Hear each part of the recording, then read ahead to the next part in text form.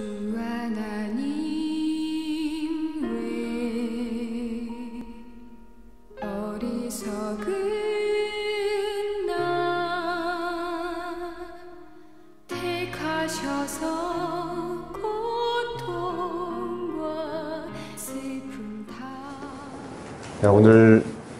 오늘 하고 이제 3번만 더 하면은 이제 계시록을 마치게 돼요. 그래서 다 합쳐서 16번의 그 과정이 될 텐데, 아마 이것은 책으로 해서 나오게 돼서 필요하신 분들은 책을 구입할 수가 있을 것이에요.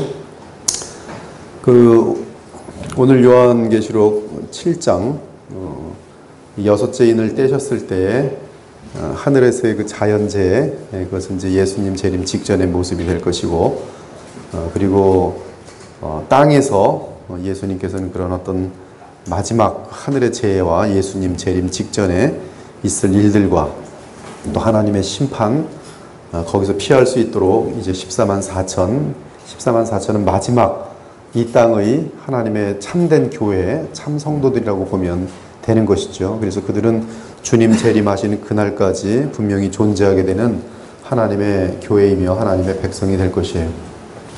그들 중에 상당히 많은 사람들이 이 적그리스도의 등장에 의해서 멸망을 당하고 또 죽게 될 것이지만, 그럼에도 불구하고 주님 재림하시는 그때 이 땅에는 주님의 교회가 있을 것입니다.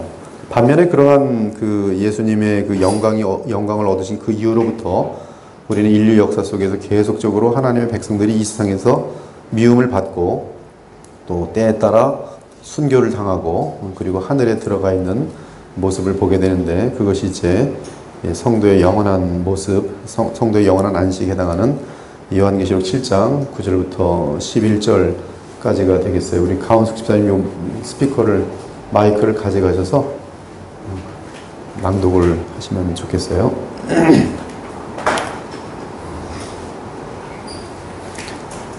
자, 오늘하고 오늘하고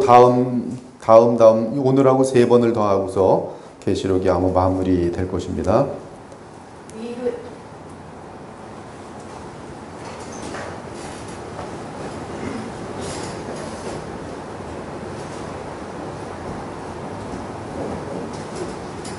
이후에 내가 보니 각 나라와 족속과 백성과 방언에서 아무도 능히 셀 수 없는 큰 무리가 나와 흰옷을 입고 손에 종려가지를 들고 보좌 앞과 어린 양이 앞에 서서 큰 소리로 외쳐 이르되 구원하시니 보좌에 앉으신 우리 하나님과 어린 양에게 있도다 하니, 모든 천사가 보좌와 장로들과 내 생물의 주위에 서 있다가 보좌 앞에 엎드려 얼굴을 대고 하나님께 경배하여 이르되 아멘. 찬송과 영광과 지혜와 감사와 존귀와 권능과 힘이 우리 하나님께 세세토록 있을지어다. 아멘 하더라. 장로 중 하나가 응답하여 나에게 이르되 이 흰옷 입은 자들이 누구며 또 어디서 왔느냐? 내가 말하기를 내 주여 당신이 아시나이다 하니, 그가 나에게 이르되 이는 큰 환난에서 나오는 자들인데 어린 양의 피에 그 옷을 씻어 희게 하였더라.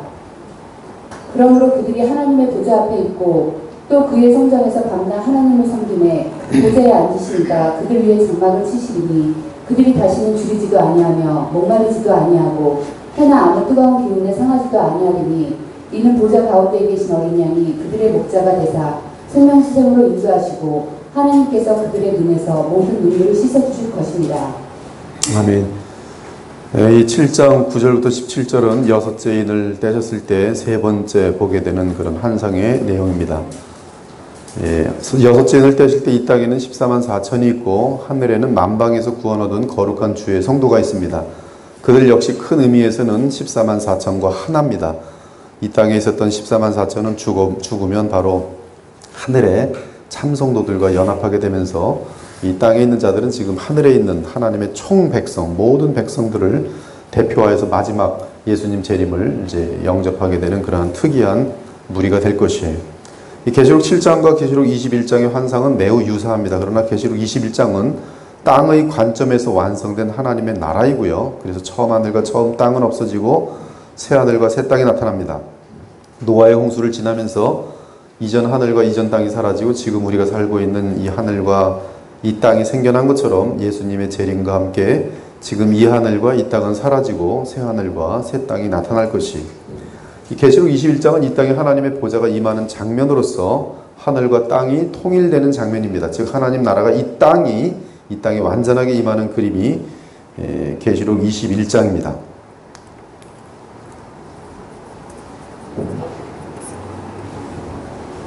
죄와 저주와 마귀와 악령들과 불신자들은 다 불못에 들어가고 아무런 해나 죽음이나 병이나 고통이나 슬픔이나 저주가 없는 세상이 될 것이에요. 실제로 전 세계가 주 예수 그리스도를 중심으로 하여 통일될 것이며 예수 그리스도를 왕으로 하는 눈에 보이는 물리적인 하나님의 나라가 이 땅에 서게 될 것입니다. 그것이 계시록 21장의 그림이에요. 그래서 계시록 21장은 부활체를 입은 하나님의 백성이 이 땅에 임하는 하나님의 나라를 기업으로 받는 장면을 묘사합니다. 그 내용은 고린도전서 15장과 아주 너무나 잘 통하고 있어요. 따라서 천사에 대한 묘사나 언급이 없습니다. 계시록 21장은. 반면에 사망이 없다는 사실이 강조됩니다. 이미 부활되어 있는 그런 상태죠. 새하늘과 새 땅에서는 부활체를 입은 주의 백성들이 다시는 죽지 않을 것이기 때문에 사망이 없습니다. 그러나 계시록 7장은 새하늘과 새 땅이 이루어지는 때를 말하는 것이 아닙니다. 천사에 대한 언급이 있고 하나님 보좌 주변에 대해 구체적인 묘사가 있어요.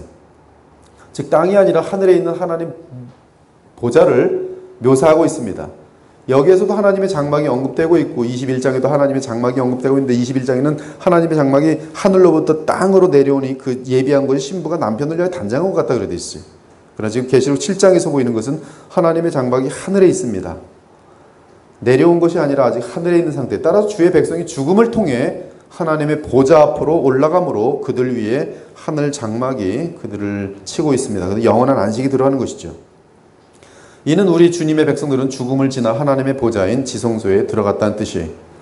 그러므로 계시록 7장 후반부는 역사 속에서 이 땅에 존재하는 모든 교회 및 여섯째 인을 뗄 때 이 땅에 존재하게 될 마지막 교회를 향해 주의 백성이 죽음을 지나면 하나님의 보좌 앞에 있게 되는 사실을 분명히 보여줍니다. 여러분들도 마찬가지예요. 여러분 죽으면 하나님 보좌 앞으로 들어갑니다. 즉 신자들이 죽으면 어떻게 되는지 미리 알려주고 있어요. 계시록 7장이 보여주는 하나님의 보좌는 우리 눈에 보이는 이 세상과는 구별되는 영적인 세상으로서 천사가 있고 내 생물이 있는 곳입니다. 우리가 죽으면 우리의 영혼은 당장 천사의 호의를 받으며 영적인 세상으로 들어가게 됩니다. 그 세상이 바로 계시록 7장이 묘사하는 세상이, 그곳에는 어린 양이 있고 하나님의 보좌가 있습니다. 그래 놀라운 것은 지금 이 계시록 7장 후반부의 내용은 아브라함에게 하신 약속의 성취라는 점입니다. 땅의 모든 족속이 너로 말미암아 복을 받을 것이라. 땅의 모든 족속이, 이스라엘 민족뿐만 아니라 땅의 모든 족속. 창세기 15장 5절에 보니 그를 이끌고 밖으로 나가 이르시되 하늘을 우러러 무뼈를 셀 수 있는 바라.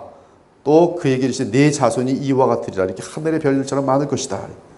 갈라디 3장 7, 8, 그 다음 14절 29절을 보면 그런즉 믿음으로 말미암는 자들은 아브라함의 자손인 줄 알지어다. 또 하나님이 이방을 요거는 이제 모든 족속에 해당하죠. 이방을 믿음으로 말미암아 의로 정하실 것을 성경이 미리 알고 먼저 아브라함에게 복음을 전하되 모든 이방인이 너로 말미암아 복을 받으려 하였느니라. 이것이 지금 요 내용이 창세기 12장 3절의 내용입니다. 여기서 복은 영생이죠. 의롭다 함이죠. 이는 그리스도 예수 안에서 아브라함의 복이 이방인에게 미치게 하고 또 우리로 하여금 믿음으로 말미암아 성령의 약속을 받게 하려 함이라. 너희가 그리스도의 것이면 곧 아브라함의 자손이요 약속대로 유업을 이을 자니라. 이 12장 3절의 내용이 지금 온 세상을 향하여 복음이 전파돼서 모든 족속으로부터 구원받는 자들이 하늘로 들어오는 그런 그림인 것이. 근데 그것의 완성이 이거 어떻게 하는 건가? 네, 됐어요? 네. 완성이 바로 계시록 7장의 그런 내용인 것이죠. 그러면 이들은 무엇에 대한 승리를 외치고 있는가? 죽음에 대한 승리, 죄에 대한 승리, 율법의 저주에 대한 승리, 사탄에 대한 승리. 이들이 승리를 완전하게 확신하는 증거는 하나님과 깊은 교통을 하는 영원한 상태에 이른 것입니다. 죄는 우리와 하나님과의 관계를 단절하였지만 그리스도를 믿는 자들은 주 안에서 하나님과의 관계가 회복되었고 이 어린 양을 믿고 따르던 무리들은 죽음을 지나고 보니 하나님의 장막이 있는 보좌로 나아가 하나님과 더 깊은 영원한 교제를 나누게 되는 것이. 죽음을 통하여 주 하나님과 어린 양의 보좌 앞에 있던 성도들은 그리스도께서 재림하실 때 먼저 부활체를 입고 이제 계시록 7장에 있었던 그 사람들은, 모든 족속 속에 있었던 사람들은 예수님 재림할 때 이 땅에 남은 소수의 사람들이 있을 것이에요. 아직 순교당하지 않은 사람들, 분명히 고린도전 15장에 보면 이 땅에 있는 자들은 예수님께서 재림하실 때 그 몸이 변화합니다. 순식간에 변화돼서 이 영광스러운 몸으로 바뀌는데, 그러나 그들이 바뀌기 전에 바로 이들은, 하나님 보좌 앞에 있는 자들은 그리스도께서 재림하실 때 먼저 부활체를 입고 하늘로부터 주님과 함께 이 땅으로 오게 될 것이, 그리고 내려오는 중간에 이 땅에 있었던 사람들은 호련히 변화하여서 공중에서 주를 영접하면서, 그때 이 공중에 있는 사람들은 모든 창세기 이 아담과 하와로부터 시작해서 모든 구원받은 자들은 여기 지금 다 예수 그리스도의 신부로서 존재하게 돼요. 이때 부활하여 올라가면 이 땅은 아무도 없습니다. 신자가 아무도 없어요. 오직 불신자들만 남아있어요. 마귀들만 남아있어요. 하나님은 불로 그냥 쓸어버리는, 베드로 후서 3장의 내용처럼. 그가 나에게 이르되 이는 큰 환란에서 나오는 자들인데 어린 양의 피에 그 옷을 씻어 쉬게 하였느니라. 큰 환란이 있어요. 이 큰 환란은 지금 여섯째 인을 떼실 때 보면 자연적인 재해가 예수님 재림 직전에 있고, 그리고 이제 14만 4천의 인들을 때리는데 그 큰 환란에 대한 내용은 이제 7 나팔을 떼시면서 상당히 정확한 내용들이 나와요. 그리고 일단 먼저 보여준 것은 이 큰 환란, 대대적인 그런 환란 가운데 이 적그리스도의 등장 및, 그리고 여러 가지 그 어떤 이 세상 속의 핍박 속에서 이미 하늘에 임하게 되는 그러한 이제 주의 백성들을 먼저 보고 있어요. 먼저 이 큰 환란은 역사 끝에 있게 될 특이한 환란으로서 적그리스도가 나타나 이 세상의 마지막 교회를 철저하게 탄압하는 때를 말합니다. 하지만 큰 환란은 동시에 사도 요한이 이 환상을 본 그때부터, 그렇죠, 얼마나 환란이 많았어요. 사도 좀 네로나 도미티아누스나, 그러나 그때부터 적그리스도가 나타나 큰 환란이 일 때, 이 큰 환란은 이제 정관사가 붙는 큰 환란이겠죠. 정말 특이한 큰 환란. 그것이 이럴 때까지 이 큰 환란은 이 다니엘서도 그렇고 예언이 많이 되어 있어요. 다니엘서도 보면 이 큰 환란을 미리 보고 그 얼굴이 시커머지고 근심 가운데 밥도 제대로 못 먹고 잠도 제대로 못 합니다. 하나님 백성이 언젠가 어떠한 그 악한 세력에 의해서 거의 멸종되다시피 당할 그 사건을 미리 바라보죠. 그것이 큰 환란이에요.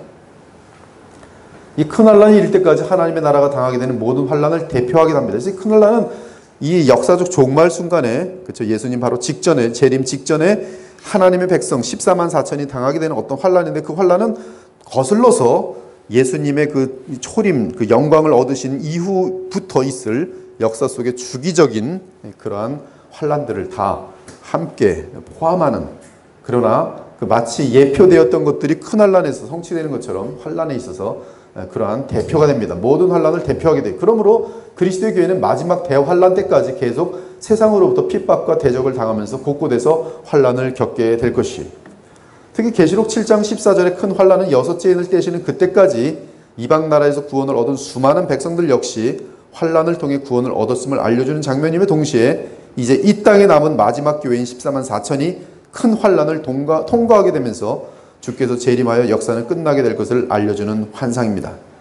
따라서 오늘 요한이 본 환상은 시대와 상관없이 하나님의 신자들에게는 완전한 위로가 됩니다. 그것은 예수 그리스도께서 계시하신 그대로 우리는 죽음을 지나면 다시는 줄이지도 아니하고 목마르지도 아니하고 해나 아무 뜨거운 기운에 상하지 아니하는 영원한 안식에 들어가기 때문에, 영원한 안식에 들어가서 예수님 재림 때 그들은 결혼잔치에 들어가는, 그러니까 우리가 죽기만 하면 이제 그 다음부터는 슬픔이나 눈물이나 아픔이나 괴로움은 없어요. 죽으면 천국이고, 그 천국에서 영광이 하나 더 남아있는데 그 영광은 부활체를 얻는 영광, 그리고 부활체와 함께 영원한 새하늘과 새 땅을 유업으로 받는 그 영광만 남아있어요.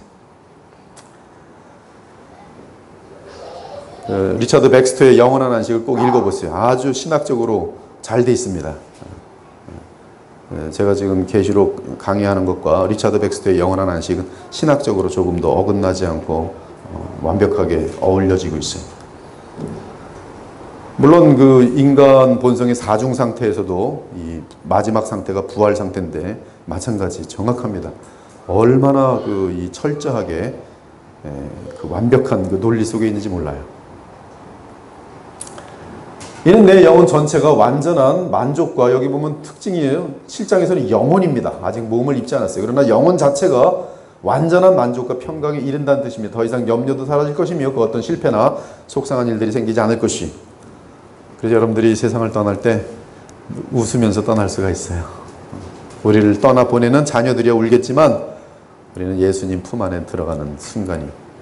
어린 양이 7째 인을 떼시면 우리는 큰 환난에 대한 구체적인 내용 및 주의 재림을 상세하게 보게 될 것입니다. 7째 인은 7 나팔로 형성되어 있어요. 그래서 7 나팔은 바로 이 큰 환난에 대한 구체적인 내용들이 있게 돼요. 그래서 우리는 그것을 이제 보게 될 것입니다. 7인을 떼시는 것은 주의 재림을 향해 점점 더 가까이 다가가며 여러 장면을 묘사하는 것이지 그 인들이 반드시 시간적인 순서가 있는 것은 아니에요. 이미 여러 번 누차 설명한 것처럼 5째 인을 떼실 때 하늘 장면 이런 것들은 첫째, 둘째, 셋째, 넷째와 무슨 시간적인 연관성이 있거나 그렇지 않아요.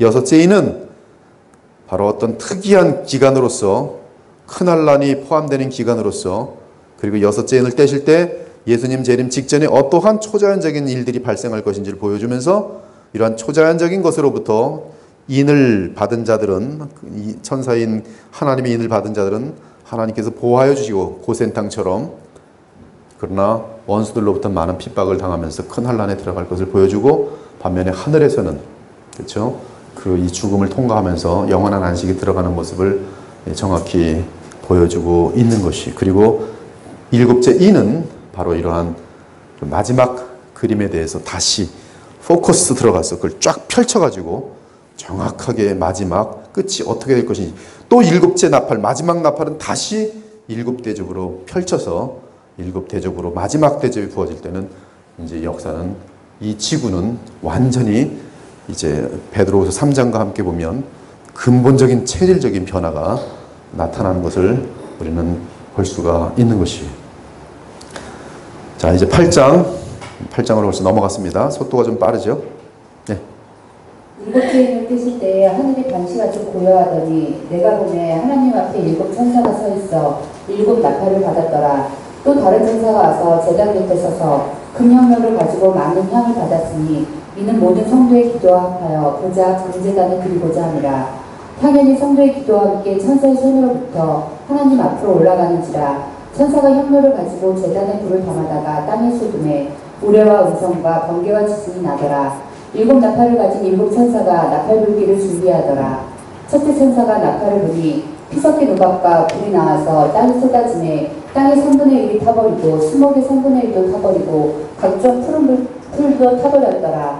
둘째 천사가 나팔을 부니 불부는 큰 산과 같은 것이 바다에 던져지매 바다의 3분의 1이 피가 되고 바다 가운데 생명 가진 피조물들의 3분의 1이 죽고 배들의 3분의 1이 깨지더라. 셋째 천사가 나팔을 부니 횃불같이 타는 큰 별이 하늘에서 떨어져 강들의 3분의 1과 여러 물속에 떨어지니 이 별의 이름은 쓴쑥이라. 물의 3분의 1이 쓴쑥이 되매 그 물이 쓴물이 되므로 많은 사람이 죽더라. 넷째 천사가 나팔을 부니 해 3분의 1과 달 3분의 1과 별들의 3분의 1이 타격을 받아 그 3분의 1이 어두워지니 낮 3분의 1은 비춤이 없고 밤도 그러하더라. 내가 또 보고 들으니 공중에 날아가는 독수리가 큰 소리로 이르되 땅에 사는 자들에게 화가 있으리니 이는 새 천사들이 불어야 할 나팔 소리가 남아있으리로다 하더라. 예, 드디어 마지막 인을 떼셨어요. 지금 마지막 인은 구속사의 마지막 인이고 이걸 떼면 끝나는 겁니다. 이제 끝난 거예요, 사실은. 그리고 이 7째 인과 관련해서 계시록 8장부터 계시록 22장까지가 다 연결되어 있는 것이죠. 특히 19장까지가 다 연결되어 있고 20장은 이 모든 것을 성경 전체를 써머리해서 끝내버립니다. 성경 전체가 거기서 끝나버려요. 지금 7째 인을 뗐더니 7 나팔로 이어져요. 그렇죠? 7 나팔. 그리고 7 나팔을 1, 2, 3, 4 4개까지는 자연적인 것에 대한 하나님의 큰 진노가 나타납니다. 이때 7 나팔과 함께 주의 백성들은 이미 14만 4천 인들을 받은 상태이기 때문에 여기에서 상당히 많은 보호를 받게 돼요. 그리고 5, 6, 7번째, 5, 6, 7번째, 특히 5번째, 6번째, 5번째 인, 6번째 인이 특이했던 것처럼 여기서도 5번째 나팔, 6번째 나팔은 특이합니다. 그리고 7번째 나팔, 마지막 나팔이 불게 되고, 그리고 마지막 나팔은 7대접으로 부어지면서 이제 역사는 끝나게 되는데요. 특히 이제 좀 유념해야 되는 것은 지금 이제 셋째 천사가 나팔을 부니까 햇불같이 타는 큰 별이 하늘에서 떨어져서 강들의 3분의 1과 여러 물샘에 떨어지는데 그 별 이름은 쓴쑥이라. 굉장히 어떤 별에 대해서 너무 구체적인 내용들이 담겨 있다는 거죠. 그리고 물은 쓴쑥이 되어서 그 물이 쓴물이 되면 많은 사람들이 그 물을 마시고 죽더라. 뭐 이렇게 있는데요. 한번 그 내용들을, 그리고 이제 이것은 지금 이 하나님께서 일곱 나팔을 불 때, 이 나팔은 이제 심판인데 무엇에 따른 심판인가? 바로 하나님의 백성들의 그 억울함을 풀어달라는 그 신원, 그렇죠. 그들의 기도에 대한 응답으로서 하나님 모든 죄와 악과 악인들과 마귀들과 이런 것들을 다 그 하나님의 백성들이 그 기도에 따라 응답하시며 심판하시는 그러한 내용이 되겠습니다. 먼저 그 심판 전의 전초인 고요한 시간이 그 지금 자세히 나오고 있어요. 그 하늘이 반 시간쯤 고요했습니다. 여기 보면은 반 시간쯤 고요하더니 일곱째 인을 떼실 때, 일단 떼시니까 조용해요. 반 시간. 반 시간쯤 하늘 보좌가 조용한 것은 마지막 심판을 쏟기 위한 준비입니다. 그렇죠. 마지막이니 이제 끝나는 겁니다. 이제 얼마나 이 6,000년 정도의 역사가 흐르고 이제 그 6,000년의 역사는 끝나요. 물론 이 우주 같은 것들은 그대로 존속하겠죠. 근데 일곱째 인을 뗄 때 하고 여섯째 인을 떼실 때 하고 보면 휴기가 있어요. 근데 여섯째 인은 여기는 지금 하늘에 반 시간이 고요했어요. 하늘이고. 근데 그 여섯째 인을 뗄 때는 이 땅에 고요함이 있었어요. 고요. 하나님과 어린 양의 진노의 심판이 나타나기 전에 고요함이 있습니다. 그래서 지금 이 일곱째 인을 뗄 때는 하늘의 고요함, 여섯째 인을 뗄 때는 이 땅의 고요함. 근데 일곱째 인을 뗄 때 임하는 큰 날이, 일곱째 인은 이제 큰 날이 그냥 터집니다. 그러나 14만 4천으로 상징된 이 땅의 마지막 그리스도인들은 하나님의 표를 그 이마에 받은 상태이기 때문에 하나님과 어린 양의 심판에서 분명하게 제외됩니다. 그들은 하나님의 진노의 대상이 아니에요. 그래서 인들이 따로 구체적인 처저입니다. 하지만 14만 4천으로 상징된 이 땅의 마지막 교회는 세상 사람들로부터는 더 많은 핍박을 받게 될 것이에요. 특히 그리스도께서 마리아의 몸을 통해 성령으로 잉태하여 성육신 하신 것처럼 마귀도 비슷한 현상을 나타낼 것입니다. 즉 마귀가 사람의 영혼에 들어가 이 땅에 등장할 것인데 바로 그가 불법의 사람 또는 멸망의 아들이라고 불리는 적그리스도입니다. 이건 단수예요. 정관사가 붙어있는 그 적그리스도입니다. 그 적그리스도. 그는 14만 4천으로 상징된 이 땅의 주의 백성들을 죽이거나 감옥에 가둘 것이며 온갖 만행을 저지른 후에 하나님의 교회를 더럽히기 위해 멸망에 가증한 것을 교회 안에 둘 것입니다. 그때 주 예수 그리스도께서 강림하셔서 멸망의 아들을 죽이시고 마귀를 불못에 던지심으로 세상 역사는 마치게 돼요. 이것은 데살로니가 후서 2장의 내용을 그대로 읽어드린 것이. 일곱째 인은 일곱 나팔을 통한 상세한 구속사 사건을 보여줍니다. 첫째 인부터 여섯째 인까지는 하나님과 어린 양의 진노의 큰 날이 아직 오지 않은 상태였지만 이제 일곱 나팔과 함께 특정 일곱 천사가 가져오는 재앙들은 진노의 큰 날로 이어질 것이에요. 아직까지는 하나님께서는 이 세상을 향해 오래 참아오셨지만 이제는 더 이상 심판을 지체하지 않으실 것입니다. 마지막 심판을 이야기해요. 이 일곱 나팔 심판은 애굽에서 어린 양의 피로 구원을 얻었던 하나님의 백성의 처지와 이 세상에서 마지막 구원을 얻게 될 14만 4천의 마지막 교회의 모습에 있어서 매우 유사합니다. 대단히 특이한 메시지를 갖고 있어요. 출애굽하기 전의 애굽을 심판하시는 하나님의 모습과 지금 이 하나님의 백성을 구원하시기 위해서 애굽이라는 것이 세상 전체로 확장되면서 세상 전체를 향하여 하나님이 심판하시는 모습이 이게 하나는 모형이고 하나는 그 모형의 실체처럼 되어 있어요. 하나는 애굽이라는 곳이고 하나는 세계 전체를 심판하는 그림으로 되어 있는데 내용이 거의 중복됩니다. 따라서 거기서는 보면 하나님의 심판과 더불어서 주의 백성들은 엑소더스 출애굽하게 되는데 이제 이 세상 마지막 일곱 나팔 심판에 의해서는 일곱째 인과 관련한 장면은 마지막 엑소더스라고 할 수가 있어요. 엑소더스가 성경에는 세 번이 있을 첫 번째 엑소더스는 출애굽에서 엑소더스 한 거고요. 그 다음 구약에서 두 번째 엑소더스를 무엇을 가지고 두 번째 엑소더스로 보냐 하면은 바로 바벨론 포로에서 약속의 땅으로 돌아오는 것을 두 번째 엑소더스로 성경 보고 있어요. 그리고 마지막 엑소더스, 그리고 예수님께서 엑소더스라고 부른 것이 누가복음 9장에 있어요. 거기 보면 정확히 원어로 엑소더스라고 되어 있는데 이중표 목사님 그걸 별세로 번역했더라고요. 성경이 개역개정 별세로 되어 있는데 원어로 보면 헬라어로 보면 엑소더스라고 되어 있어요. 여기 보면 예수께서 엘리야와 모세와 함께 엑소더스에 대해서 디스커션 하셨다 이렇게 되어 있어요. 근데 그 마지막 엑소더스, 그 엑소더스의 마지막 성취는 바로 일곱째 인과 관련한 심판과 함께 나타나는 것을 발견할 수 있습니다. 이제 일곱 나팔을 보는데 계시록 8장의 일곱 나팔과 가장 직결되는 구약의 예로는 여리고성을 무너뜨릴 때 불었던 일곱 나팔입니다. 제가 오병재 목사님에게도 한번 말씀드렸는데 이 나팔을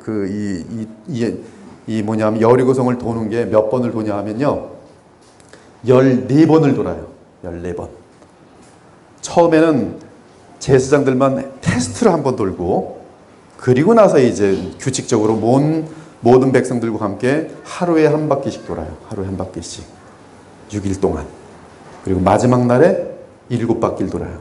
그래서 사실 공식적으로 돈 것은 13바퀴를 돌아요. 13바퀴. 그리고 마지막 나팔 불 때 여리고성이 무너져요. 그리고 13바퀴를 돌기 전에 제사장들만 먼저 한 바퀴를 돌아요. 근데 이게 여호수아 6장을 보면 이 여리고성을 무너뜨릴 때 불었던 일곱 나팔이 있는데 여호수아 6장을 보면 이스라엘 백성이 가나안 땅에 입성하려면 반드시 여리고성을 무너뜨려야 했습니다. 그렇지 않으면 가나안 땅에 입성할 수 없어요. 이때 하나님께서는 이스라엘 군사가 하루에 한 번씩 7일 동안 여리고성을 돌게 합니다. 그리고 마지막 7번째 날에는 7바퀴를 돌게 하셨는데 그때 7번째 바퀴를 돌 때에 마지막 13번째 바퀴죠. 마지막 날에는 7바퀴를 도는데 7바퀴 마지막 바퀴를 돌 때 7나팔을 길게 불면서 굉장히 특이한 나팔 소리 그리고 큰 함성을 외치라고 합니다. 그러면 여리고성이 완전하게 무너질 것이라 하셨어요. 7 제사장이 다 함께 마지막 긴 나팔을 불 때 인간의 도시를 상징하던 여리고성이 무너진 것처럼 7째 인과 관련한 7나팔의 마지막 나팔이 불 때 하나님의 왕국을 대항하던 불신과 타락의 인본주의 도시인 큰 성 바벨론이 하나님의 직접적인 심판을 받고 완전하게 무너질 것이 이 땅의 마지막 교회 14만 4천이 가나안 땅이 예표하는 새하늘과 새 땅에 들어가려면 그 전에 반드시 계시록 17장과 18장에 등장하는 큰 성 바벨론이 무너져야 합니다. 큰 성 바벨론의 무너지는 모습의 그림이 마치 이 여리고성을 무너뜨리는 가나안 땅을 입성하는 그 그림이 이렇게 참 기가 막히게 서로 잘 일치가 된다는 거, 컨시스턴트하다는 것이. 그럼 일곱 나팔을 보는데 이제 마지막 나팔 일곱 나팔 중에 마지막 나팔은 이제 주님의 재림과 곧바로 관련됩니다. 그렇죠? 그러나 일곱 나팔은 이제 일곱째 인을 땜과 함께 하나님의 심판이 이제 이 세상을 향하여 부어지는 것이죠. 처음에 네 나팔 재앙들은 자연계에 대한 심판이고 나머지 세 재앙은 인간에게 직접 향하는 심판입니다. 첫째 천사가 나팔을 부니 피 섞인 우박과 불이 땅에 쏟아졌어요. 이제 땅의 3분의 1이 다 타버리고 수목의 3분의 1도 다 타버리고 각종 푸른 풀도 타버렸어요. 우리는 모세를 통해 애굽에 내린 심판이 상징이 아니라 역사 가운데 나타난 하나님의 심판인 사실을 잘 알고 있습니다. 만일 출애굽기에 언급된 10가지 재앙을 상징이 아니라 역사적인 사건으로 본다면 계시록의 7째 인과 관련한 7나팔 재앙도 미래에 발생할 역사적인 사건으로 보아야 마땅합니다. 왜냐하면 그 내용이 대칭되고 있기 때문에 그래요. 똑같이 반복돼요. 하나는 소형이고 하나는 전 세계적인 것만 차원이 이 규모가 다를 뿐이라 이 말씀이. 둘째 천사가 나팔을 부니 불붙은 큰 산과 같은 것이 바다에 던져지고 바다의 3분의 1이 피가 되고 바다 가운데 생명 가진 피조물들의 3분의 1이 죽고 배들의 3분의 1이 깨졌습니다. 모세 때는 나일강이 피가 됐었죠. 셋째 천사가 나팔을 부니 횃불같이 타는 큰 별이 하늘에서 떨어져 강들의 3분의 1과 여러 물샘에 떨어졌어요. 이때 그 별 이름은 순쑥이었습니다. 이것을 기억해 두는 것이 되게 좋을 것 같아요. 그 별로 인해 물의 3분의 1이 쓴쑥이 되어 그 물이 쓴물이 되므로 많은 사람이 그 물을 마시고 죽었습니다. 로만 듣지 마시고 한번 정말 이 일이 역사 가운데 발생한다고 생각해 보세요. 얼마나 끔찍합니까? 온 세상의 물이 그 중에 3분의 1. 야, 이 땅에 있는 모든 물의 3분의 1이 마시면 죽는 물이 된단 말이에요. 넷째 천사가 나팔을 부니 해 3분의 1과 달 3분의 1과 별들의 3분의 1이 타격을 받아 예전보다 3분의 1 정도가 더 어두워졌습니다. 또한 낮의 3분의 1은 태양의 비추임이 없고 밤도 달의 비침이 3분의 1이 사라졌어요. 그 이유는 해와 달과 별들의 3분의 1이 타격을 받아 원래 모습에서 훼손되었기 때문입니다. 지금 이 내용에 대해서는 과학적으로 여러 가지 근거들을 댈 수 있는 재미난 그러한 그 어떤 내용들이 많이 있어요. 그러나 지금 그것으로 빠져들면 우리는 앞으로 4주 만에 계시록을 마칠 수가 없어요. 그래서 그냥 성경에 있는 내용만 일단 검토하고 어린아이 같이 이대로 믿고 나중에 이것이 정말로 어떤 현상인지 알고 싶으면 여러 크리스찬 과학자들의 도움을 받으시면 많이 알 수 있을 것이에요. 그리고 이제 끔찍한 재앙이 인간들에게 임하고 인류 역사가 끝날 것이에요. 이때 남아있는 세 가지 나팔, 다섯째 나팔, 여섯째 나팔, 그리고 일곱째 나팔로 인하여 연결되는 일곱 대접 부어지면 인류는 끝나는 것이에요. 이제 다섯째, 여섯째, 일곱째 나팔이 불 차례인데, 그런데 이때 공중에 날아가는 독수리가 이 원어로 보면 지금 원어 다 따질 시간 없는데요. 천사로 볼 가능성도 많아요. 해도 상관이 없어요. 그러나 천사나 뭐 독수리나. 근데 그 이제 성경 원어에 보면 그 두 가지 큰 버전이 있어요. 근데 그 두 가지 큰 버전에서 좀 더 과학적인 버전이 이게 천사로 돼 있어요. 아무튼 뭐 그건 지나간 얘기고. 아무튼 이 세 가지 나팔이 불차례인데 땅에 사는 자들에게 화가 있으리니 이는 새 천사들이 불어야 할 나팔 소리가 남아 있음이로다. 그리고 역사는 끝나는 거예요. 이러보건대 이제 다섯째, 여섯째, 일곱째 나팔로 인해 이 세상과 우주에 나타날 하나님의 거룩한 진도는 엄청날 것입니다. 네 번째 나팔까지는 부분적인 재앙이 있어요. 3분의 1. 그러나 다섯째 나팔부터는 전 우주적인 재앙이며 심지어 영적인 세상을 향해 나타난 재앙이기도 합니다. 영적인 세상은 그리고 이제 19장 이런 데서 보면 예수 그리스도께서 친히 나타나셔서 영광을 얻으신 주의 백성들과 함께 친히 나타나셔서 아마겟돈 전쟁 속에서 이 다 군집된 불신자들 세력이 다 군집돼 있어요. 악령들, 마귀, 적그리스도, 거짓 선지자 다 군집돼 있어요. 그리고 모든 온 세상의 불신자들이 딱 하나로 뭉쳐 있어요. 그것과 함께 전쟁하고 끝나는 것인데요. 그 전에 벌써 이 영적인 세상을 향해 나타나는 영적인 존재들이 막 등장돼요. 다섯, 여섯, 일곱 번째 나팔은 이제 일곱 대접이니까 여기서 보면 엄청난 영적인 존재들이 등장합니다. 그러므로 이 영적인 존재들인 악령들과 마귀가 노골적으로 등장할 것이에요. 여러분 그 마테마가 누가를 보면은 이 마귀 들린 자들이 많이 나와요. 그것은 지금 이 예수 그리스도와 단판을 지으려 하는 힘 가지고서 겨루는 마귀의 세력들이 지금 드러나고 있는 그런 현상들이거든요. 노골적이죠. 근데 그런 것이 이제 전 세계적으로 더 강력하게 나타날 것이.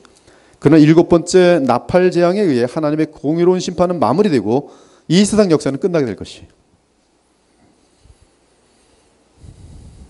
자, 이제 9장. 다섯째 천사가 나팔을 불매 내가 보니 하늘에서 땅에 떨어진 별 하나가 있는데 그가 무저갱의 열쇠를 받았더라. 그가 무저갱을 여니 그 구멍에서 큰 화덕의 연기 같은 연기가 올라오매 해와 공기가 그 구멍의 연기로 말미암아 어두워지며 또 황충의 연기 가운데로부터 땅 위에 나오매 그들이 땅에 있는 정갈의 권세와 같은 권세를 받았더라. 그들에게 이르시되 땅의 풀이나 푸른 것이나 각종 수목은 해하지 말고 오직 이마에 하나님의 인침을 받지 아니한 사람들만 해하라 하시더라. 그러나 그들을 죽이지는 못하게 하시고 5달 동안 괴롭게만 하게 하시는데 그 괴롭게 함은 정갈이 사람을 쏠 때 괴롭게 함과 같더라. 그날에는 사람들이 죽기를 구하여도 죽지 못하고 죽고 싶으나 죽음이 그들을 피하리로다.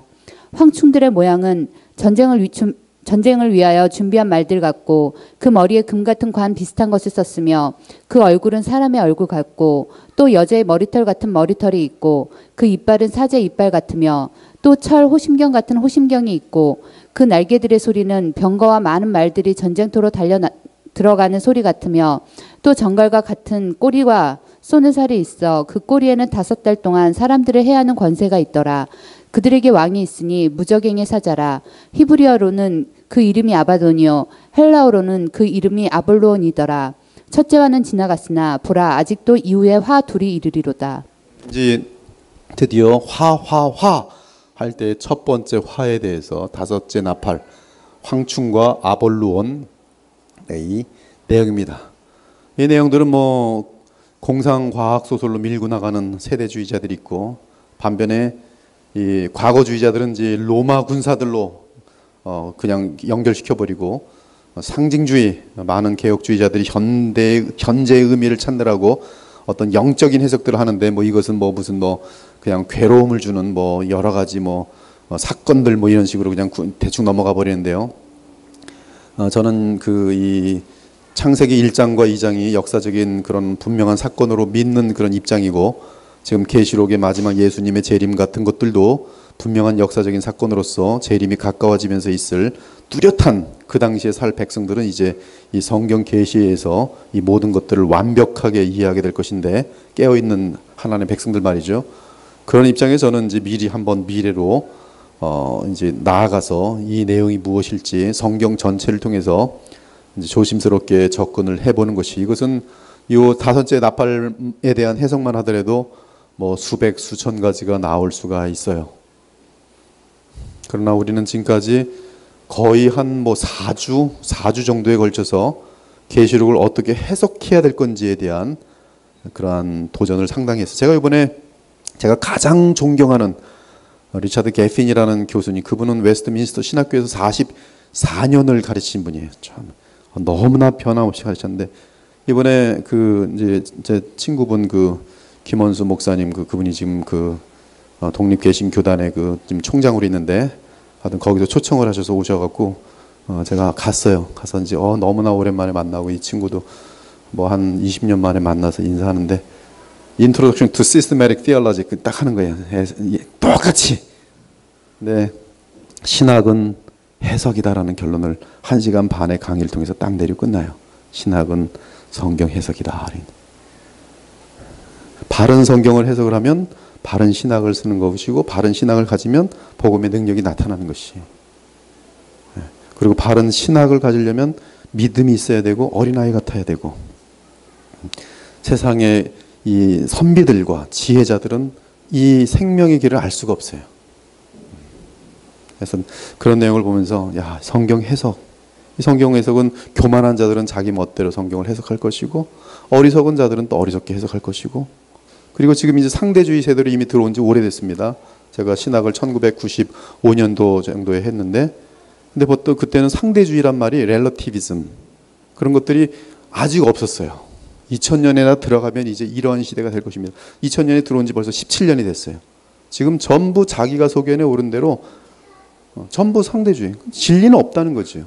모든 종교에도 구원이 있고 믿는 대로 살면 너는 너대로 믿고 나는 나대로 믿고 우리는 안 싸우면 되는 거야. 그것이 지금 시대의 룰이죠.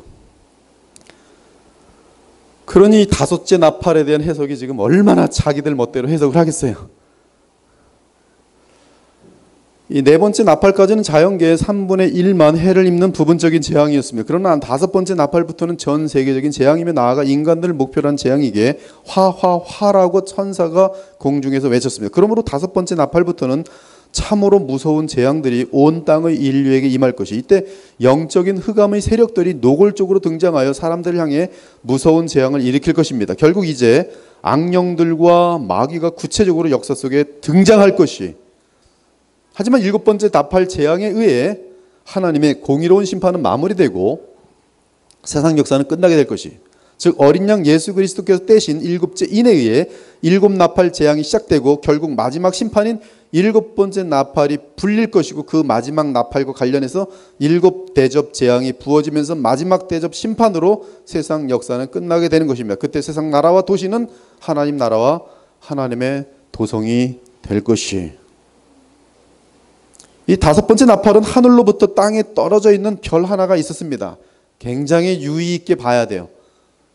그 원어로 이제 범으로 말미암아 얻을 수 있는 지식들이죠. 다섯 번째 나팔이 불 때 보면 떨어지는 것이 아니라 이미 하늘로부터 땅에 떨어져 있는 별 하나가 있어요.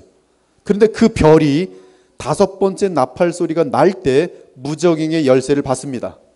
그것이 그 원어 속의 내용이, 이미 떨어진 별이 하나 있고 그 별이 다섯 번째 나팔이 불 때 무적행의 열쇠를 받아요. 그가 무적행을 여니 그 구멍에서 큰 화덕의 연기처럼 연기가 올라오는데 그 연기 때문에 해와 공기가 어두워졌어요. 이때 황충이 그 연기 속에서 나오면서 땅 위에서 활동하기 시작합니다. 그 황충들은 전갈의 권세처럼 도구로 쏘는 권세를 받았어요. 이때 황충들은 자연이 아니라 오직 사람들만 해칩니다. 그런데 이마에 하나님의 인을 받은 자들은 황충이 쏘지 못합니다. 14만 4천을 이 황충은 쏘지 못해요. 이 황충들은 불신자들만 다섯 달 동안 정갈처럼 쏘면서 괴롭힙니다. 황충에 쏘인 자들은 너무나 괴로워서 생명을 끊고 죽고자 하지만 죽음이 그들을 피해감으로 인하여 그들은 도대체 죽지도 못합니다. 그리고 다섯 달 동안 황충에게 괴로움과 고통을 당합니다. 11절에 보니 황충들에게 왕이 있는데 그 왕은 무적행의 사자로서 그 이름은 히브리어로 아마돈, 헬라어로는 아볼루온이었어요. 그것이 마지막 남은 세 나팔 재앙 중에 첫 번째 화입니다. 이것이 본문에 지금 서술된 내용이. 자, 다섯째 천사가 나팔을 불매 내가 보니 하늘에서 땅에 떨어진 별 하나가 있는데, 이미 여기 이게 과거로 하늘에서 이미 떨어져 있는 별 하나가 있는데 그가 무적의 열쇠를, 다섯 번째 천사가 나팔을 불 때 그 무적의 열쇠를 받았더라. 이 개역개정인데 거의 틀릴 뻔하지만 틀리진 않았어요. 그렇죠? 하늘에서 땅에 떨어진 별 하나가 있었는데, 그렇죠? 네, 이미 떨어져 있는 것이고, 그리고 다섯째 나팔을 부니까, 천사가 나팔을 부니까 그가, 이 별이, 그렇죠? 이 별이 무적행의 열쇠를 받았더라. 지금 그렇게 되어 있어요. 번역이 되어 있어요. 뭐 틀린 번역이 아니에요.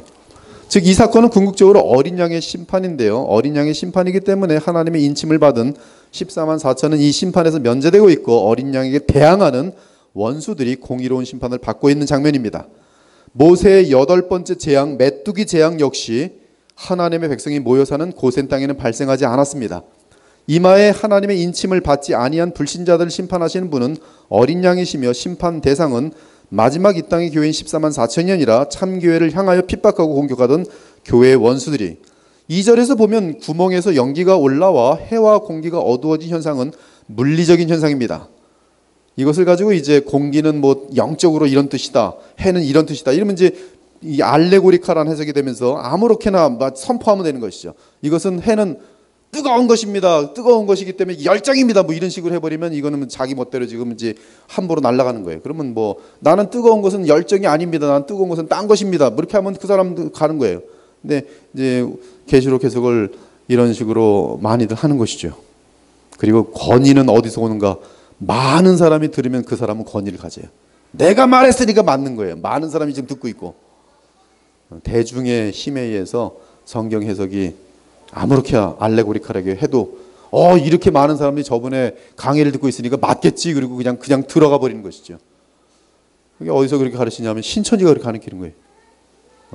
수만 명이 듣고 있는 것처럼 보이면 거기 앉은 사람이 이렇게 많은 사람이 다 고개를 끄덕이고 이렇게 이만희 말이 맞겠지.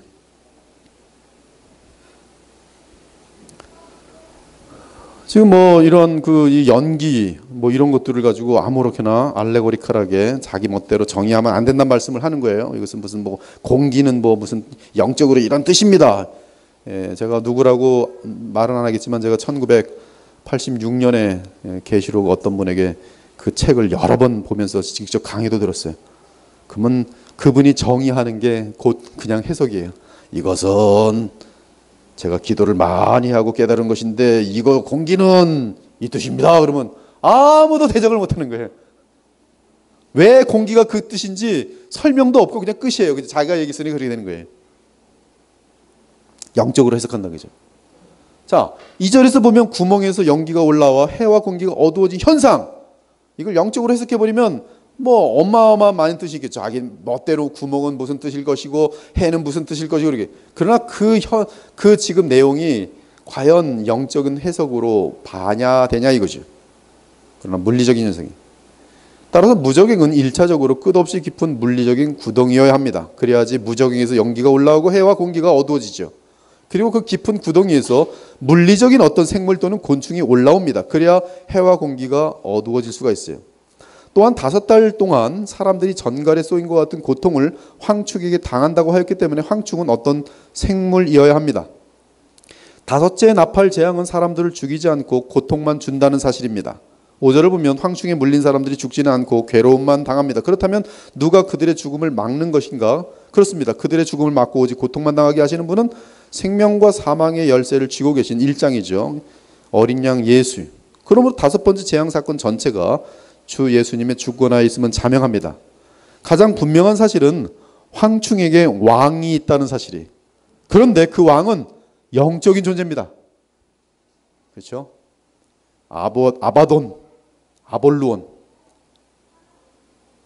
천사 이름이 파괴자란 뜻이. 그 이름 무질서를 만드는 행위를 뜻하기 때문에 아볼루온은 천사는 선한 천사일 수는 없어요. 따라서 황충을 이끄는 어떤 세력은 분명히 악령입니다. 그리고 그 악령의 이름은 아볼루온이에요. 자, 물리적인 것과 지금 영적인 것이 5째 나팔 때 연결되어 있어요. 영적인 세계, 특히 악령 아볼론과 물리적인 생물인 황충이 서로 긴밀하게 연결된 사실을 확인할 수 있습니다. 이것이 마음대로 해석하지 않고 그대로 성경 그대로 전혀 조금도 좌로나 우로나 치우치지 않은 가운데 성경이 말하는 의도를 그대로 받으면서 영적인 것은 영적으로 그리고 연기는 연기로 그렇게 지금 보고 있는 것이, 아볼론은 무적행에 갇혀있던 악령으로서 무적행이 열리자 황충들과 함께 풀려납니다. 또 분명한 것은 아볼론은 무적행에 갇혀있다가 풀려났으니 본문의 무적행은 성경 전반에 걸쳐 똑같은 뜻인 악령을 가둔 장소와도 같아요. 성경에서는 무적행은 악령이 갇혀있는 곳입니다. 본문의 무적행은 물리적인 별이 떨어져 생긴 구덩이와 연결됩니다. 하늘의 별, 만약에 영적으로 하면 하늘에서 떨어진 별도 영적으로 설명해야 돼요. 그러면 하늘에서 떨어진 별은 영적으로 뭘까? 복잡해지죠. 지금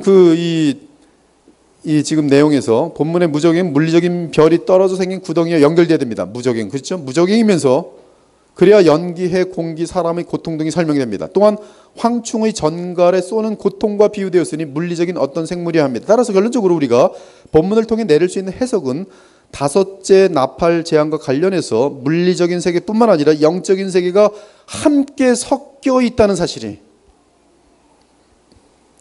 여기까지 오는 데 있어서 대단히 중요한 것이죠.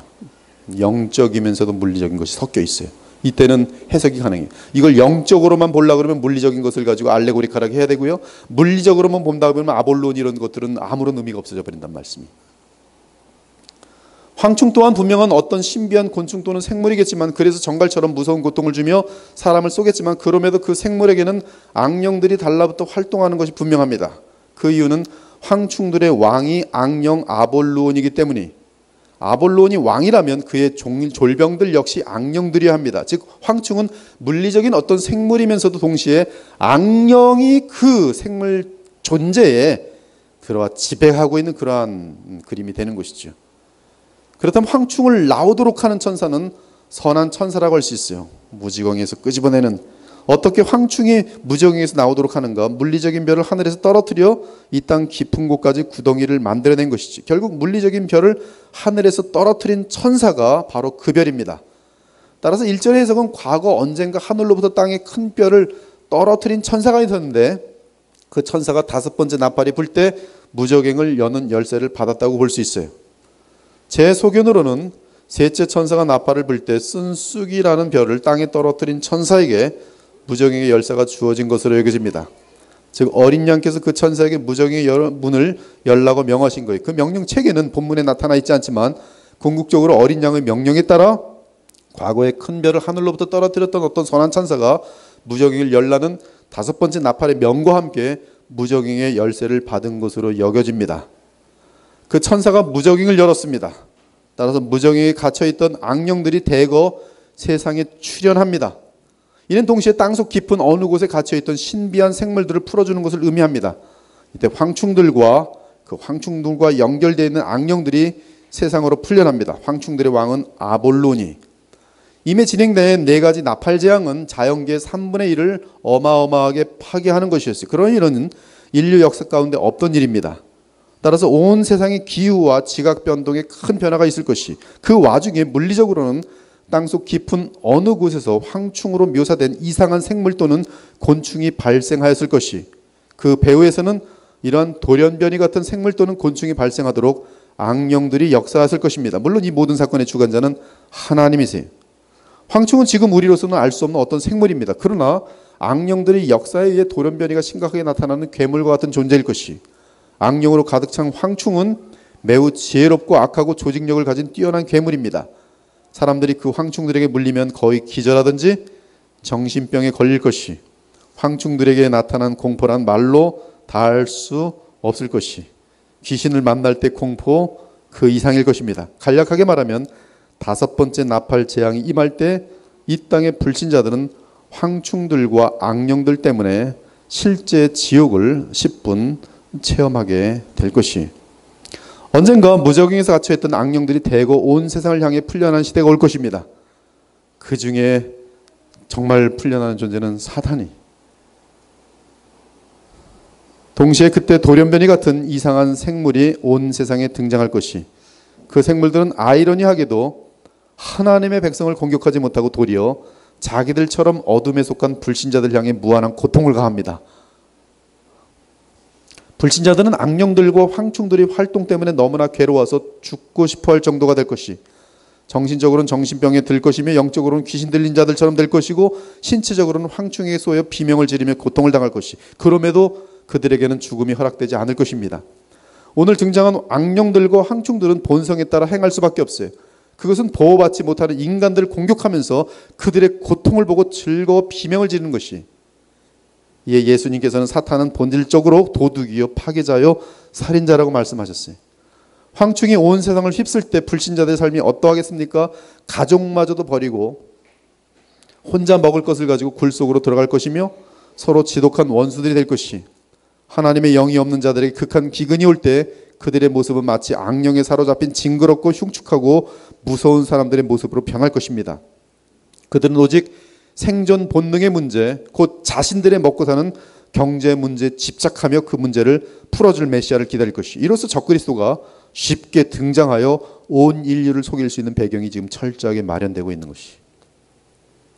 한편 이 땅의 마지막 교회인 14만 4천은 온 세상의 광난과 배신과 고통을 보며 더욱 그들의 왕이신 주 예수 그리스도만을 바라보며 인류의 종말을 예비하고 또한 순교할 각오를 철저하게 할 것이. 이제 9장으로 넘어갑니다. 6째 천사가 나팔을 불매 내가 들으니 하나님 앞 금제단 넷불에서 한 음성이 나서 나팔 가진 6째 천사에게 말하기를, 큰 강 유브라데에 결박한 네 천사를 놓아주라 하매 네 천사가 놓였으니 그들은 근년 월시에 이르러 사람 3분의 1을 죽이기로 준비된 자들이더라. 마병대의 수는 2만 만이니 내가 그들의 수를 들었노라. 이 같은 환상 가운데 그 말들과 그 위에 탄 자들을 보니 불빛과 자줏빛과 유황빛 호심경이 있고, 또 말들의 머리는 사자머리 같고 그 입에서는 불과 연기와 유황이 나오더라. 이 세 재앙 곧 자기들의 입에서 나오는 불과 연기와 유황으로 말미암아 사람 3분의 1이 죽임을 당하니라. 이 말들의 힘은 입과 꼬리에 있으니 꼬리는 뱀 같고 또 꼬리에 머리가 있어 이것으로 해하더라. 이 재앙에 죽지 않고 남은 사람들은 손으로 행한 일을 회개하지 아니하고 오히려 여러 귀신과 또는 보거나 듣거나 다니거나 하지 못하는 금은 돈과 목석이 우상에게 절하고 또 그 살인과 복술과 음행과 도둑질을 회개하지 아니하더라. 단어들이 굉장히 그 어떤 영적인 것들이 지금 막 섞여 있어요. 복술, 귀신 뭐 이런 것들이 지금. 근데 이게 지금 전쟁 배경이거든요. 전쟁 배경. 사실 이거 지금 이 그 요한은 지금 그 로마 시대에 로마인들의 그 전쟁을 너무나 잘하는 그러한 사도입니다. 그러나 그가 묘사할 수 없는 어떤 그런 그림이에요. 그리고 여기 요 내용은 전쟁에 대한 표시입니다. 이런 것들은 전쟁을 위한 분명한 어떤 표현이에요. 표현. 9장 13절부터 21절의 내용을 6째 나팔입니다. 6째 나팔. 화 중에 두 번째 화예요. 여섯째 나팔 심판 관련해서 요한은 세 개의 환상을 봅니다. 여섯째 나팔을 볼 때 세 개를 봐요. 첫째 환상은 계시록 9장 13절 21절까지 지금 본 인류 3분의 1이 죽임을 당하는 환상이고, 둘째 환상은 계시록 10장 1절부터 11절까지 작은 두루마리에 대한 환상이고, 셋째 환상은 계시록 11장에서 있는 두 증인에 대한 환상입니다. 이 여섯 번째 나팔 재앙과 함께 여섯째 인이 있을 때도 세 가지 환상을 보았는데요, 여섯 번째 나팔 때도 세 가지 환상을 봅니다. 이 여섯 번째 나팔 재앙과 함께 하나님의 자비는 땅의 성도들인 14만 4천에게는 하나님의 자비가 나타나지만, 동시에 불신자들에게는 하나님의 공의로운 심판이 나타납니다. 여섯 번째 나팔 재앙과 함께. 역사 속에서 우리가 알 수 있는 것은 유브라데 큰 강은 죄악 및 어둠의 영역과 관련된다는 사실이에요. 이것은 굉장히 역사가 길기 때문에 유브라데는 바로 죄가 들어온 것이고, 유브라데는 바로 이 히브리인들이 그 강을 건너서 가나안으로 들어가는 이 죄악과 하나님의 약속이 구분되는 그러한 선이기도 해요. 그리고 모든 그 아수르 제국이랄지 바벨론 제국이랄지 다 유브라데 강을 건너서 하나님의 백성들을 공격하고 침투합니다. 아무튼 지금 여섯째 나팔과 관련해서 제단불에서 하나님의 음성이 나서 여섯째 나팔을 분 천사에게 말합니다. 큰 강 유브라데에 결박되어 있는 네 천사를 놓아주라. 이 천사는 이제 악한 천사가 되겠죠. 지금 이 내용은 다섯째 나팔을 불 때 무정의 열쇠를 받아 무정행을 연 천사가 선한 천사라는 것을 증명하는 구절이에요. 즉 열어주는 천사. 지금 하나님께서 이 선한 천사에게 명령을 내리고, 그 천사는 권능이 굉장히 강해서 마치 이 경찰이 죄수를 풀어주는 것처럼 이 감옥을 열어주는 그런 그림입니다. 그래서 지금 아까 다섯째 관련된 그 천사도 선한 것이고, 여섯째 똑같은 그런 그림이 되겠어요. 그래서 즉 결박된 네 천사는 악한 천사인 반면 그들을 풀어주는 천사는 지금 선한 천사예요. 큰 강 유브라데에 결박되어 있다가 풀려난 네 천사는 분명 악령들입니다. 이들은 옥에서 풀려나자마자 15절처럼 인류의 3분의 1을 죽이는 일을 할 것이, 물론 이들로 인해 죽임을 당하는 대상에서 14만 4천은 제외됩니다.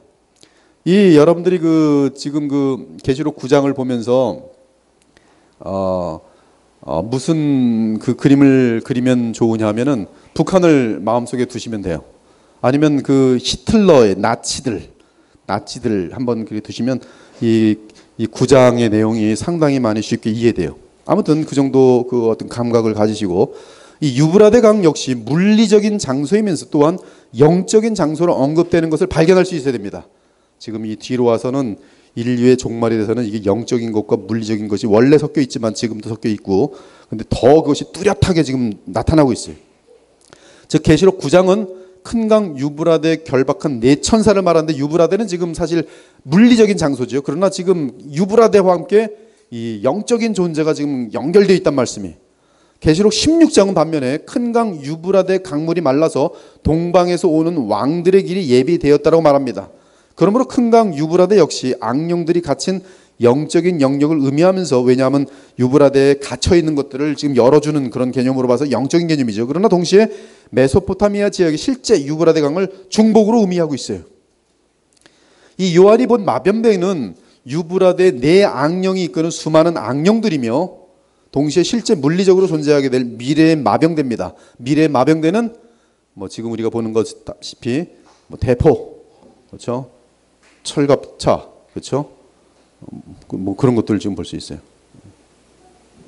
앞으로 만약에 이 지금 그 여섯째 나팔 사건이 만약에 한 500년 후에 있다, 그러면 그때는 얼만큼 이게 무기들이 또 발전될지 저는 알 수가 없어요. 그러나 2000년 전에 사도 요한이 미래의 그 그림을 지금 환상으로 봤을 때는 묘사할 방법이 없죠. 즉 미래의 마병대를 탄 기병들은 지옥에서 온 자들로 묘사되고 있어요. 지금 이는 미래의 마병대 기수들의 마음에 악령들이 들어갈 것을 의미합니다. 세뇌되는 현상 다 연결되어 있어요. 그리고 그들을 이끄는 영적인 대장들은 네 악령들입니다. 네 악령들이 각 어떤 네 왕, 대제국이라고 볼 수 있죠. 지금으로 보면 미국, 중국, 그렇죠? 소련, 하여튼 이런 어떤 큰 그 대표자들에게 악령이 들어가서 전쟁을 일으키는 그런 그림이 될 수 있어요. 근데 그들이 전쟁할 때는 이 사상적인 그런 전쟁이 되겠죠. 한편 요한에게는 미래의 마병대의 모습이 마치 괴물 같은 모양입니다. 또한 15절은 정한 년, 정한 달, 정한 날, 정한 시, 이건 전쟁 용어인데요. 몇 날, 몇 초에 땅 하고 시작하면 그때 팡 일어나는 게 전쟁이에요. 공격! 인류 3분의 1이 죽임을 당하는 이유는 마병대에서 나오는 불과 연기와 유황이라고 말하고 있어요. 우리 일단 이 장면이 세계대전을 의미할 수 있음을 배제할 수 없습니다. 그 이유는 불, 연기, 유황은 물리적인 요소로 해석될 수 있는데 그것에 의해 인류 3분의 1이 죽임을 당하기 때문에 이건 분명히 물리적인 것이죠. 물리적인 것인데 이것을 터뜨리고 있는 뒤에 운영자들은 사람이 있으면서 그 사람 뒤에 이 네 악령들이 지금 움직이고 있는 것을 볼 수가 있어요. 에스겔서 28장과 이사야 13장에 보면 14장에 보면 이사야 같은 경우는 바벨론 왕, 이사야 선지자는 그 바벨론 왕 뒤에 숨어 있는 움직이고 있는 이 사탄을 정확히 봅니다. 에스겔서 28장도 마찬가지. 두로 왕 역사적인 인물이지만 그러나 두로 속에 있는 사탄을 정확히 보고 그 사탄에 대한 묘사를 영적으로 하고 있어요. 마찬가지. 전쟁이 나고 있는데 그 전쟁에 왕이 있겠죠. 실질적인 인간 왕. 그러나 그 왕 마음속에는 교만과 세뇌가 되어 있는 이런 어떤 정신 사상들과 이런 것을 인해 펑 하고 같이 터뜨리는 것이죠. 네 악령에 의해서. 네 악령이 주도적으로 활동하여 인류 3분의 1을 죽인다는 사실이, 이 악령 넷은 이 땅의 교만한 왕들에게 들어가 세계 전쟁을 일으키도록 부추길 것이, 이렇게 보면 오늘 요한이 본 장면은 유브라데 강을 중심으로 세계 핵전쟁이 발발할 것으로 그렇게 보여집니다. 그 이유는 그 전쟁으로 인류의 3분의 1이 죽을 것이기 때문에. 유브라데 전쟁과 아마겟돈 전쟁은 다른 전쟁입니다. 이것까지도 혼동하는 사람들이 많이 있어요. 계시록 9장은 유브라데 강 주변에서 일어난 세계 전쟁이고 계시록 16장은 유브라데 강이 마른 상태에서 동방에서 왕들이 아마겟돈으로 모여 전능하신 하나님과 어린 양의 큰 날에 치르는 마지막 전쟁이. 또한 유브라데 전쟁은 6째 나팔이 불 때 발생하는 사건이고 아마겟돈 전쟁은 7째 나팔이 불어진 다음에의 사건입니다. 아마겟돈 전쟁은 7째 나팔이 불 때 7대접 사건이 진행되는 와중에 하나님의 큰 날이라는 정해진 날에 6번째 대접이 유브라데 강에 부어지면서 일어난 사건이. 또한 유브라데 전쟁은 불신자들 간에 터지는 세계 전쟁입니다. 이것은 지금 나오는 유브라데 전쟁은 불신자들 간에 터지는 세계 전쟁. 한편 아마겟돈 전쟁은 하늘에서 재림하신 예수님이 주의 군대와 동방에서 모여든 왕들 및 적그리스도가 마지막으로 한 편이 돼서 예수님과 치르는 마지막 전쟁이. 그리고 그 전쟁에서 마귀와 적그리스도와 거짓 선자 다 불못으로 떨어지는 장면입니다. 두 전쟁의 결과가 역시 다른데 유브라데 전쟁은 세계 인구의 3분의 1이 죽지만 아마겟돈 전쟁은 적그리스도와 거짓 선자가 전쟁 현장에서 체포되어 산채로 불못에 던져지고 남은 인류는 모두 죽임을 받아 하나님의 큰 잔치에 참여하는 새들의 밥이 되어버립니다. 유브라데 전쟁 이후에는 인류의 역사가 여전히 진행되면서 세상은 적그리스도의 수중으로 넘어가 하나님과 계속 대적하지만 아마겟돈 전쟁 이후에는 그 다음 7째 대접이 공기 가운데 쏟아지면서 인류의 역사가 끝마치게 돼요. 그래서 우리에게는 지금 전쟁으로 볼 때는 큰 전쟁이 2개가 남아있는데 유브라데 전쟁 그리고 아마겟돈 전쟁이 남아있어요. 아직 제가 보는 견해로는 유브라데 강 전쟁 아직 일어나지 않았어요. 그리고 유브라데 강 전쟁이 있고 나서 곧바로 온 인류는 평화의 사도를 바라보기 때문에 그때 혜성같이 이 의의 일꾼으로 가장한 전 세계를 구원할 수 있고 전 세계 화평을 만들어낼 수 있을 어떤 인물이 등장하게 될 것이에요. 그리고 그는 메시아로 환송을 받게 될 것이에요. 계시록 10장. 내가 또 보니 힘센 다른 천사가 구름을 입고 하늘에서 내려오는데 그 머리 위에 무지개가 있고 그 얼굴은 해 같고 그 발은 불기둥 같으며 그 손에는 편호인 작은 두루마리를 들고 그 오른발은 바다를 밟고 왼발은 땅을 밟고 사자가 부르짖는 것 같이 큰 소리로 외치니 그가 외칠 때에 7 우레가 그 소리를 내어 말하더라. 7 우레가 말을 할 때 내가 기록하려고 하다가 곧 들으니 하늘에서 소리가 나서 말하기를 7 우레가 말한 것을 임봉하고 기록하지 말라 하더라. 내가 본 바 바다와 땅을 밟고 서 있는 천사가 하늘을 향하여 오른손을 들고 세세토록 살아계시니 곧 하늘과 그 가운데 있는 물건이며 땅과 그 가운데 있는 물건이며 바다와 그 가운데 있는 물건을 창조하신 이를 가리켜 맹세하여 이르되 지체하지 아니하리니 7째 천사가 소리내는 날 그의 나팔을 불려고 할 때에 하나님이 그의 종 선지자들에게 전하신 복음과 같이 하나님의 그 비밀이 이루어지리라 하더라.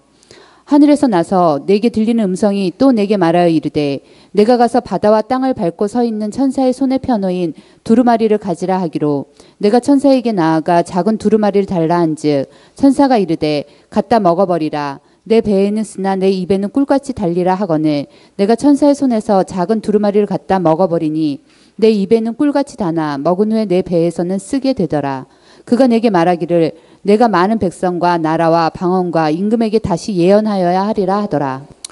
계시록 10장은 그 6번째 나팔을 분 것과 관련하여서 두 번째 나타나는 환상인데요. 그럼에도 7째 나팔 곧 마지막 나팔을 불 때의 배경 설명이기도 합니다.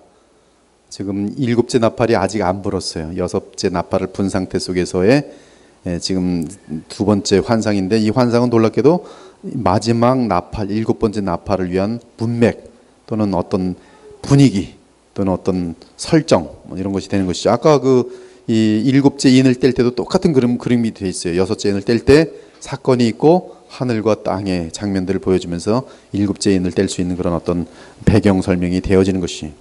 본문에서 가장 중요한 내용은 10장에서 7절인데요. 힘센 천사가 주 하나님의 이름을 가리켜 맹세하기를 7째 천사가 소리내는 날 그의 나팔을 불려고 할 때에 굉장히 어려운 해석입니다. 그 나팔을 불려고 할 때 하나님이 그의 종 선자들에게 전하신 복음과 같이 하나님의 그 비밀이 이루어지리라. 7째 천사는 7 나팔 마지막 나팔이 그냥 집중되고 있죠. 계속 반복돼 이만큼 분위기를 만들어주고 있어요. 이 구절의 중요한 것은 그의 나팔을 불려고 할 때라는 표현인데 이 표현은 매우 의도적이고 섬세한 표현으로서 나팔을 불기 직전과 나팔을 분 직후란 뜻입니다. 여기에 대해서는 상당히 많은 그런 어떤 이 원어에 대한 강론이 지금 필요하기 때문에 그 시간을 좀 가질 수가 없어요. 그러므로 하나님의 그 비밀은 마지막 나팔이 불기 직전과 분 직후의 비밀입니다. 본문의 힘센 천사는 6가지 특징을 보여주는데 그 특징으로 볼 때 이 천사는 어린 양 예수 그리스도를 대변한 천사로 여겨져요. 많은 사람들이 너무나 휘황찬란한 이 힘센 천사를 너무나 대단하니까 예수 그리스도로 이렇게 생각하는데 그것은 큰 오해지요. 즉 세례 요한이 예수 그리스도의 초림을 예비함 같이 지금 힘센 천사는 그리스도의 재림을 위한 길을 예비하는 그러한 천사입니다. 과거의 사람들이 전령관인 세례 요한을 메시아로 오해했던 것처럼 그리스도의 재림의 전령관인 힘센 천사 역시 그리스도로 오해받기 쉬워요. 힘센 천사의 손에는 펴놓인 작은 두루마리가 있었는데 힘센 천사가 들고 있는 이 작은 두루마리는 어린 양께서 떼신 7인이 담긴 두루마리가 아니라 바로 마지막 나팔과 관련된 그러한 두루마리가 되겠어요. 7인이 담긴 두루마리가 계속 전체라면 작은 두루마리는 그 중에서 7번째 나팔과 관련된 내용이 담긴 하나님의 비밀에 대한 그런 계시입니다. 근데 지금 이것은 지금 임봉되어 있지 않고 열려 있어요. 펴져 있습니다. 그것은 펴져 있다는 것은 이미 펴진 상태이기 때문에 성경 다른 곳에도 이미 다 그 내용들이 알려져 있다는 뜻이. 7번째 나팔이 불리려고 할 때 온 세상에 발생하게 될 마지막 종말 사건들은 이미 구약이나 신약에 상세하게 예언되어 있습니다. 그러므로 작은 두루마리 내용은 구약과 신약에서 예언된 마지막 나팔 사건들, 즉 소위 7째 나팔이 불리려고 할 때 발생하는 구속사적인 사건에 관한 예언입니다. 결국 펴놓은 작은 두루마리는 7째 나팔과 관련한 예수 그리스도의 계시이며 그 내용은 7 나팔과 관련한 마지막 구속사 사건들입니다. 7째 나팔은 성경 전체에 있어요. 마지막 나팔 불 때 그거예요 바로. 그렇죠? 얼마나 찬송하니까 나팔 불. 근데 무슨 나팔? 그냥 나팔 불겠죠? 아니, 나팔 많습니다. 7번째 나팔이에요. 계시를 다 알려주고 있어요. 구약과 신약 전체에 걸쳐 마지막 나팔에 대한 예언은 분명합니다. 구약에 이렇게 많이 나와 있고요. 신약을 보면은 마지막 나팔에 돼 있어요. 그 큰 나팔 소리와 함께 천사들을 보내리니 그들이 그의 택하신 자들을 하늘 이끌어서 저 끝까지 사방에서 모으리라. 주께서 호령과 천사장의 소리와 하나님의 나팔 소리로 친히 하늘로부터 강림하시리니 그리스도 안에 죽은 자들이 먼저 일어나고 그 후에 우리 살아남은 자들도 그들과 함께 구름 속으로 끌어올려 공중에서 주를 영접하게 하시리니 그리하여 우리가 항상 주와 함께 있으리라. 보라, 내가 너에게 비밀을 말하는 우리가 다 잠잘 것이 아니요 마지막 나팔에 순식간에 호련히 다 변화되리니 나팔 소리가 나매 죽은 자들이 썩지 아니할 것으로 다시 살아나고 우리도 변화되리라. 7째 천사가 나팔을 불매 하늘에 큰 음성들이 나서 이르되 세상 나라가 우리 주와 그의 그리스도의 나라가 되어 그가 세세토록 왕노릇 하시리로다 하니 하나님 앞에서 자기 보좌에 앉아있던 24장로가 엎드려 얼굴을 땅에 대고 하나님께 경배하리되 감사하옵나니 옛적에도 계셨고 지금도 계신 주 하나님 곧 전능하신 이여 친히 큰 권능을 잡으시고 왕노릇 하시도다. 이제 일곱 나팔로 시작되는 일곱 대접의 재앙을 통해 하나님의 창조 및 구속 계획은 그 끝을 맞이하게 될 것이, 그러므로 우리는 마지막 나팔과 관련한 구속사에 대해 구약 선자들 및 신약의 사도들이 예언한 내용들과 비교하여야 할 것입니다. 이것은 열린 책이에요. 작은 책이에요. 나팔과 관련된, 마지막 나팔과 관련된 열린 책입니다. 요한이 선포해야 하는 심판의 메시지는 하나님의 계획을 알게 됨으로 오는 큰 기쁨인 반면, 그 메시지를 전할 때는 완고한 인간들로 인한 배척과 아픔과 상처와 애통 등이 임할 수밖에 없을 것이, 그래서 그 입에는 달지만 그 배에는 씁니다. 우리 지금 계시록에 있는 내용을 통해서 다른 성경에서는 일곱째 나팔이 불 때에 대한 어떠한 굉장히 중심되는 사건을 알려주고 있지만, 우리가 이미 본 것처럼, 그러나 계시록은 그 나팔이 불 때 더 어떻게 인류 역사가 마무리 될지에 대한 굉장히 상세한 내용들을 보여주고 있다는 점에서 계시록은 너무나 이 성경 전체에 대해서 하나님께서 주신 엄청난 선물이죠. 그리고 이미 여러 번 반복해서 말씀드리지만, 예수님 재림하실 때 이 땅에 살아있게 될 하나님의 백성들은 이 내용 때문에 철저하게 주님이 어떻게 오실지도 다 알게 될 것이에요. 그리고 현재 진행되는 일들 때문에 그 다음 단계는 이런 일이 발생하겠지 하면서 그들은 이 인을 받은 상태 속에서 보호를 받으면서 정확히 진단할 수 있을 것이, 역사적인 진행들에 대해서. 세상 사람들은 모르고요. 세상 사람은 모릅니다. 이러다 말겠지. 인류의 3분의 1이 죽었네. 아직 3분의 2나 남았네. 60억 중에 만약 20억이 죽어 40억이나 남았네. 아무렇지도 않아요. 40억이면 뭐 1950년대도 40억도 안 됐는데, 뭐 그 전보다 훨씬 더 많네. 아직도 뭐 한 75억 정도 됐을 때 3분의 1 죽으면 50억이나 아직 남았네. 아직 이 땅에 너무나 사람 많네. 다 죽여버려야겠다, 이런 생각들이 하겠죠. 그들은 끔찍 안 합니다. 강의 3분의 1이 다 해도요, 바로 왕처럼 그때는 뭐 이거 하나님 오시네 그러다가 하루 딱 지났더니 괜찮아, 자긴 살아있거든. 와, 많이 죽었네. 나는 아직 살았네. 우리 여기도 아직 안 깨졌네. 별일 없구나. 그러고 가는 거예요. 뭐 지금 뭐 모든 일들이 다 그래요. 난리가 나는 듯하지만 또 자기는 좀 살아나면 또 별일 없어요. 망할 사람 다 망하고 또 그냥 오늘 또 먹고 살면 되는 거지. 자, 두 증인. 또 내게 지팡이 같은 갈대를 주며 말하기를, 일어나서 하나님의 성전과 제단과 그 안에서 경배하는 자들을 측량하되 성전 바깥마당은 측량하지 말고 그냥 두라. 이것은 이방인에게 주었은즉 그들이 거룩한 성을 42달 동안 짓밟으리라. 내가 나의 두 증인에게 권세를 주리니 그들이 굵은 베옷을 입고 1260일을 예언하리라. 그들은 이 땅에 주 앞에 서 있는 두 감람나무와 두 촛대니 만일 누구든지 그들을 해하고자 하면 그들의 입에서 불이 나와서 그들의 원수를 삼켜버릴 것이요, 누구든지 그들을 해하고자 하면 반드시 그와 같이 죽임을 당하리라. 그들이 권능을 가지고 하늘을 닫아 그 예언하는 날 동안 비가 오지 못하게 하고, 또 권능을 가지고 물을 피로 변하게 하고, 아무 때든지 원하는 대로 여러 가지 재앙으로 땅을 치리로다. 새와 같은 그런 그림들이 많이 있죠. 계속. 그들이 그 증언을 마칠 때에 무적행으로부터 올라오는 짐승이 그들과 더불어 전쟁을 일으켜 그들을 이기고 그들을 죽일 터인즉 그들의 시체가 그 성 길에 있으리니, 그 성은 영적으로 하면 소돔이라고도 하고 애굽이라고도 하니 곧 그들의 주께서 십자가에 못 박히신 곳이라. 백성들과 족속과 방언과 나라 중에서 사람들이 그 시체를 사흘 반 동안을 보며 무덤에 장사하지 못하게 하리로다. 이 두 선지자가 땅에 사는 자들을 괴롭게 한 고로 땅에 사는 자들이 그들의 죽음을 즐거워하고 기뻐하여 서로 예물을 보내리라 하더라. 3일 반 후에 하나님께로부터 생기가 그들 속에 들어가매 그들이 발로 일어서니 구경하는 자들이 크게 두려워하더라. 하늘로부터 큰 음성이 있어 이리로 올라오라 함을 그들이 듣고 구름을 타고 하늘로 올라가니 그들의 원수들도 구경하더라. 그때 큰 지진이 나서 성 10분의 1이 무너지고 지진에 죽은 사람이 7천이라. 그 남은 자들이 두려워하여 영광을 하늘의 하나님께 돌리더라. 둘째 화는 지나갔으나 보라, 셋째 화가 속히 이르는도다. 둘째 화 내용 속에 지금 세 번째 지금 사건인데요.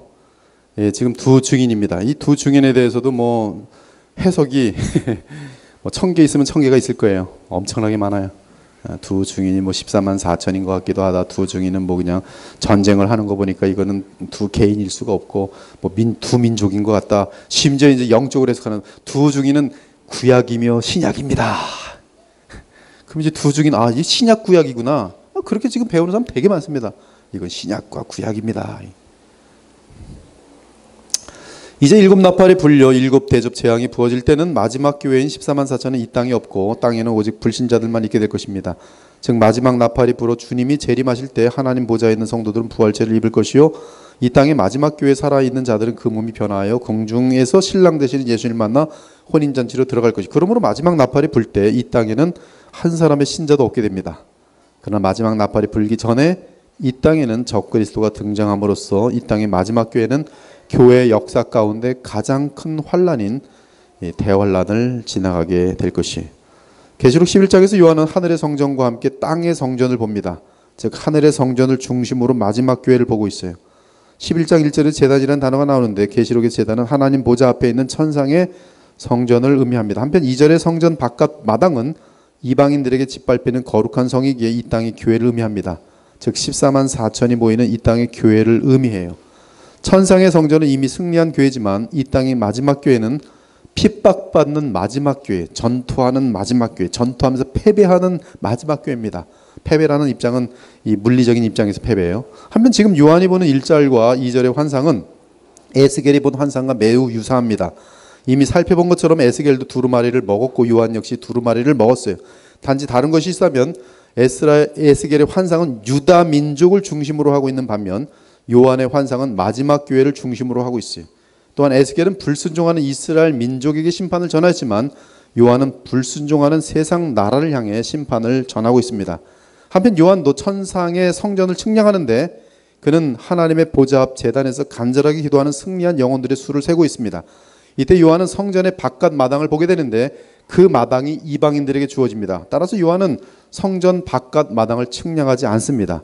그 이유는 성전 바깥 마당이 이방인에게 주어지면서 그들이 거룩한 성을 42달 동안 짓밟을 것이기 때문이 이 땅에 있는 교회가 굉장히 많은 피비린내 나는 고통과 또 이 전쟁에 치는 교회들마다 장소들마다 우상이 그 교회 속에 들어갈 것이. 이는 이 땅의 마지막 교회가 42개월 동안 큰 환란을 당한다는 뜻입니다. 오늘 본문 2절과 3절은 42달 그리고 1260일을 말합니다. 1260일과 1290일이 있어요. 그것은 다니엘서에 보면 정확히 나옵니다. 1260일, 1290일. 그것은 7년을 중심으로 해서 7년, 3년 반 전이 1260일이고 이 어떤 사건, 이것은 예수께서 말한 멸망에 가증한 것이 서는 사건과 연결되는데요. 다니엘 11장에 있는 내용고 그리고 그 이유는 1290일이에요. 다니엘의 예언에 의하면 멸망에 가증한 것이 하나님의 교회 내에 서기 전에 이 세상 나라들은 적그리스도와 계약을 하고 한패가 되어 이 땅의 모든 교회를 3년 반 동안 핍박합니다. 즉 14만 4천을 핍박할 것이. 이 기간은 7년 대환란의 전반부이며 이 기간 동안 마지막 교회에서는 본문에 등장하는 두 증인이 활약합니다. 이 7년 대환란의 반을 나눠서 이 멸망에 가증한 것이 서기 전 이 3년 반 동안 두 증인이 활약합니다. 그러나 이 두 증인은 적그리스도에 의해 죽임을 당했다가 부활하여 승천함으로 이 땅에서 사라집니다. 그 후 적그리스도는 온 세상의 통일 왕국과 함께 마음껏 이 땅의 교회를 학대하고 죽이면서 말살하려고 할 것이에요. 만일 그 기간이 좀 더 길면 아마 이 땅의 교회는 적그리스도에 의해 완전하게 사라질 것입니다. 그러나 그 환란의 기간은 그리 길지 않습니다. 1290일로서 3년 반 정도예요. 1260일, 요건 1290일이에요. 그리고 중간에는 요건 합치면 7년이고 그 중간에는 멸망에 가증한 것이 서게 돼요.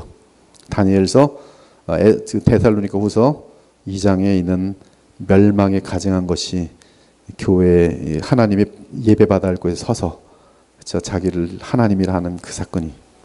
그 사건은 물론 이제 안티오쿠스 4세 그때 이미 다 어떠한 현상이 될 건지 다 설명되어 있어요.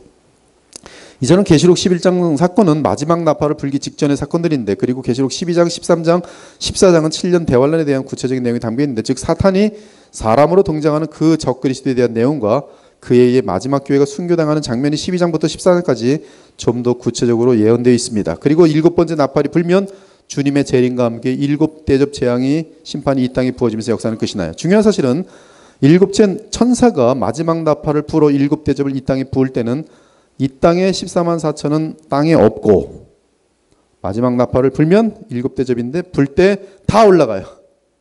일곱 대접 심판은 하나님의 백성은 한 사람도 이 땅에 없는 거예요. 그냥 붓습니다. 일곱 대접을 부어요. 다 그냥 끝내버린 거예요.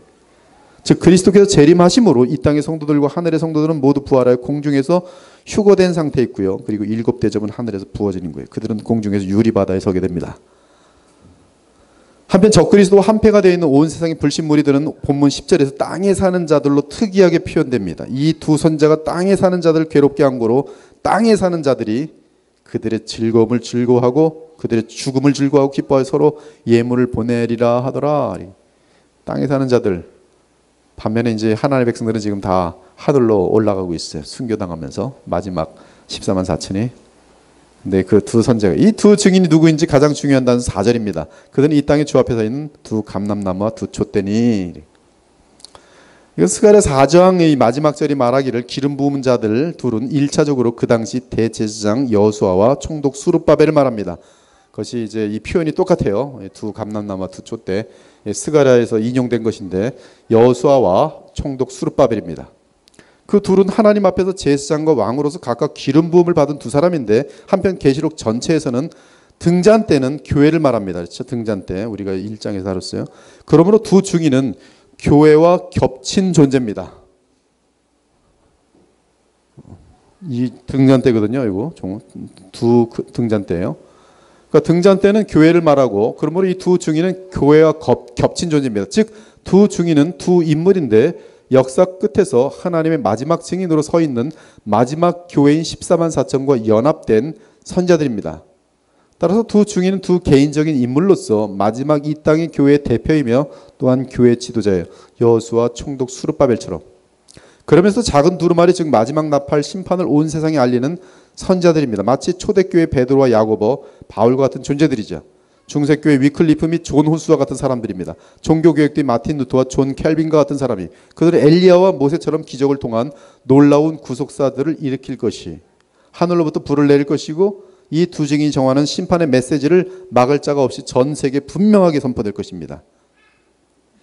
두 증인의 심판의 메시지를 막기 위해 세상 나라들과 배도교회는 두 증인 및 교회를 대항하여 해를 가하려고 할 것이 그러나 심판의 복음을 외치는 그들의 사명이 완수되지 않는 한 그들은 땅에 내린 하나님 심판과 불로 보호를 받을 것이 하나님께서는 그 두 증인과 14만 4천 교회를 보호하시면서 원수를 좌절시킬 것입니다. 그러나 두 증인의 사명이 완료되면 즉 온 세계를 향한 심판의 메시지, 일곱째 나팔에 대한 분명한 그 또 다른 경고의 메시지가 알려주는 것, 전 세계 분명히 선포되는 것이 완료되면 무적행으로부터 올라오는 짐승이 그 두 증인 및 이 땅의 마지막 교회를 향해 전쟁을 일으키며 엄청난 박해와 파괴를 가할 것이.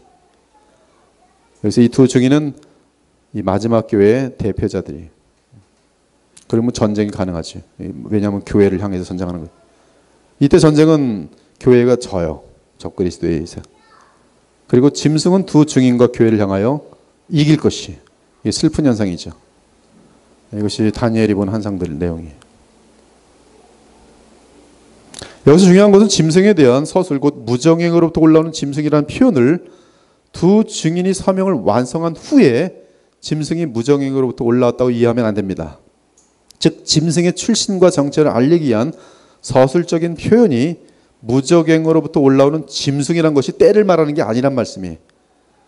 그것이 짐승의 출현에 대한 시간적인 순서를 말하는 것은 아니에요. 짐승은 이미 대환란이 시작될 때 등장합니다. 짐승은 마지막 교회의 전쟁에 승리하면서 두 증인의 생명을 취할 것이 그리고 짐승은 무력으로 장악한 주의 백성의 성전을 자신의 도시인 큰 성 바벨론으로 만들 것이. 무서운 내용입니다. 큰 성 바벨론으로 만들 것이. 짐승에 의해 죽임당한 두 증인의 시체는 큰 성 바벨론에 공개적으로 노출되는데 이곳은 원래 예수 그리스도께서 십자가에 못 박히신 예루살렘이지만 짐승이 교회를 이기게 되면서 그것은 영적으로 소돔과 애굽이 됩니다. 한편 원수들이 시체를 장사 지내지 않고 노출시키는 것은 성경의 율법에 의하면 최고로 그 존재를 모독하는 행위예요. 세상 거민들은 두 증인의 죽음을 보며 대대적인 잔치를 합니다. 이 세상 사람들은 한패가 되어 그 두 증인을 얼마나 싫어하고 미워했는지 몰라요. 너희들 다 지옥 간다. 날마다 그랬을 거 아니. 방송을 통해서든 뭐든 통해서 비행기를 통해서든. 이는 두 증인이 대표하는 참교회를 죽도록 미워하고 증오했다는 뜻이. 하지만 세상 나라들은 하나님의 나라를 결코 이길 수 없습니다. 그 이유는 두 증인의 시체가 3일 반 후에 다시 살아났기 때문에, 이는 하나님께서 그 두 증인에게 생기를 불어넣어 발로 일어서게 하신 것이, 교회가 다 부라는 것이 아니라 이 두 증인만 분명히 죽었다가 사흘 만에 살아났어요. 그리고 하늘로 올라가게 되는 것이죠. 그 둘은 올라오라는 하늘의 큰 음성을 듣고 구름을 타고 하늘로 승천합니다. 그리고 땅에 사는 자들은 그들의 부활 승천한 장면을 구경하게 돼요. 우리가 계속 기억하고 있어야 하는 것은 이 두 선지자는 교회의 대표라는 사실입니다. 이 둘이 무적행에서 올라온 짐승의 공격을 받는다는 것은 14만 4천으로 상징되는 마지막 교회가 엄청난 박해와 공격을 당한다는 뜻이, 그러나 또한 교회 대표로서 그들의 부활과 승천은 마치 예수님처럼 나머지 14만 4천의 성도들이 앞서 부활 승천을 증거하고 있습니다. 그때 놀라운 일이 발생하죠. 그때 큰 지진이 나서 성 10분의 1이 무너지고 지진에 죽은 사람이 7천이라 그 남은 자들이 두려워하여 영광을 하늘의 하나님께 돌리더라. 마지막 교회는 두 증인의 부활과 승천을 보고 또한 큰 지진으로 세상 도시를 대표하는 큰 성 바벨론의 10분의 1이 무너져 7천의 불신자들이 멸망하는 것을 보며 예수님의 재림 때 자신들의 모습과 불신자들의 처지를 미리 분명하게 체험해요. 우리는 이 대표자들처럼 하늘로 들어올려 부활할 것이고, 불신자들은 10분의 1이 멸망하는 것처럼 큰 지진에서 영원히 멸망할 것을 미리 체험해요. 이러한 증거가 필요한 이유는 이제 곧 적그리스도의 멸망에 가증한 것이 온 세상에 서게 될 때 교회는 큰 환란의 절정에 처해질 것인데, 그때 이 땅의 마지막 성도들이 대거 순교로 하나님께 바쳐질 제물이 되어야 하기 때문에, 그래서 그것을 현실적으로 미리 보는 사건이 두 증인 사건이. 짐승이 이긴 것 같은 상황에서 하나님께서는 두 증인을 일으켜 세워 이 땅의 마지막 교회를 위로하셨습니다. 한편 두 증인의 부활과 승천은 그리스도를 미워하는 자들의 심령에 공포를 줍니다. 두 증인이 대표하는 이 땅의 교회가 가장 수치를 당하고 패배한 것 같은 그때에 하나님께서는 그들을 신원하여 주셨어요. 동시에 그때 큰 지진이 발생하여 이방인이 차지하고 있는 큰 성 10분의 1을 무너뜨리셨습니다. 이방인 7천은 교회를 핍박하는 데 앞장섰던 각 나라의 대표들을 상징해요. 7천이란 수가 실제 몇 명일지 하나님만이 아십니다. 그들은 교회를 말살하기 위해 적그리스도 언약을 맺은 세상 지도자들일 것입니다. 이 땅에 거하는 자들은 성도들이든 불신자들이든 하나님의 심판인 지진과 함께 큰 성의 10분의 1이 무너지는 것과 7천으로 상징되는 허다한 불신자들이 멸망하는 것을 보며 하나님의 존재와 능력을 부인할 수 없게 됩니다. 따라서 신자는 물론이고 남은 신자들까지 하나님은 살아계신 두려우신 분임을 인정하게 됩니다. 이는 그들이 적그리스도에게 속한 자일지라도 교회의 기적적인 승리를 보면서 하나님의 능력과 존재를 인정할 수밖에 없는 것입니다. 불신자들은 하나님의 교회를 대적하던 세상 지도자들이 졸지에 죽고 또한 세상 도시의 10분의 1이 지진으로 인하여 무너지는 것을 보며 패배의 참담함과 두려움 가운데 하나님의 존재와 교회의 승리 앞에 어쩔 수 없이 자신들의 패배를 인정합니다. 그러나 이 뜻이 그들이 회개를 하고 구원을 얻었다는 뜻은 아니, 단지 하나님의 권능에 의해 바로가 인정하는 것처럼, 그렇죠? 결국 모세 앞에서 하나님의 권능과 심판 앞에 내가 잘못했어, 당신의 하나님 살아계신 하나님 인정, 거기서 끝나는 거예요. 회개하지 않아 돌아올 수가 없어요. 단지 하나님의 권능에 의해 교회의 승리가 확증된 사실을 어쩔 수 없이 인정하게 되는 것을 표현한 것이, 물론 신자들은 위대한 하나님의 심판을 보며 더욱 용기와 위로 가운데 하나님을 두려워하며 하늘의 하나님께 영광을 돌릴 것이. 오늘 환상은 7년 대환란 가운데 두 증인과 함께하는 마지막 교회의 모습을 보여줍니다. 그들이 당하게 될 어려움을 보여줍니다. 그러나 어려움 속에서 교회는 다시 일어나 달려갑니다. 지금 이 두 증인은 이 7년 중에 가장 중앙에 있게 될 그 멸망에 가증한 것이 서기 전, 이 멸망에 가증한 것이 선다는 것은 이 적그리스도 짐승이 아주 최고의 이제 전 세계를 장악하게 되는 그런 사건인데요. 그 전의 사건으로서 더욱 소망을 갖게 해요. 이 두 선자의 부활 승천과 큰 지진을 내시는 하나님의 공의로운 심판을 통해 14만 4천의 성도들은 자신들도 그들처럼 부활하여 승천할 것이며, 반면에 세상 원수들은 전부 하나님의 심판 아래 영원히 멸망할 것을 미리 맛봅니다. 이 미리 맛보는 것은 곧 예수님의 재림이 임할 것이, 마지막 교회는 짐승 적그리스도의 등장으로 인한 마지막 박해를 받고 거의 순교할 것이, 그러나 마지막 나팔 소리와 함께 주께서 재림하여 그들을 부활시키고 공중에서 주의 교회와 혼인 예식을 치를 것이. 그리고 이제 다음 주부터는 적그리스도의 등장과 인류의 끝. 적그리스도의 등장은 그가 패배함으로 말미암아 마귀와 모든 거짓자들, 거짓 선자들, 그리고 적그리스도, 또 모든 불신자들이 영원히 멸망하게 되는 사건이 될 것이. 기도하고 마치겠습니다. 하나님 감사합니다. 오늘 여섯째 나팔까지 저희들이 다뤘습니다.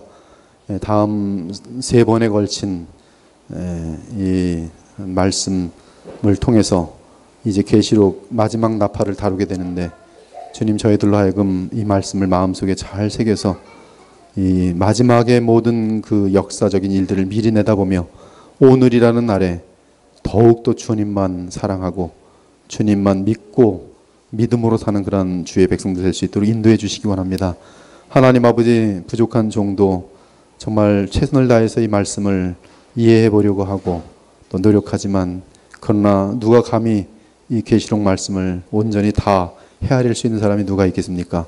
주님, 그릇되게 전달된 것이 있으면 또 주님께서 밝히 알려주시사 언젠가 바르게 알게 하시고, 그러나 또한 이러한 내용이 하나님의 뜻에 합당하다면 저희들 마음속 깊은 곳에 새겨져서 주님 더욱더 하나님의 오심 기다리면서 정말 깨어 주 앞에 설 수 있는 우리 모든 신자들이 될 수 있도록 인도하여 주옵소서. 한 주간 또 주님께서 우리와 함께 하시길 바라며 살아계신 우리 주 예수 그리스도의 이름으로 기도 올리옵나이다. 아멘. 예, 감사합니다.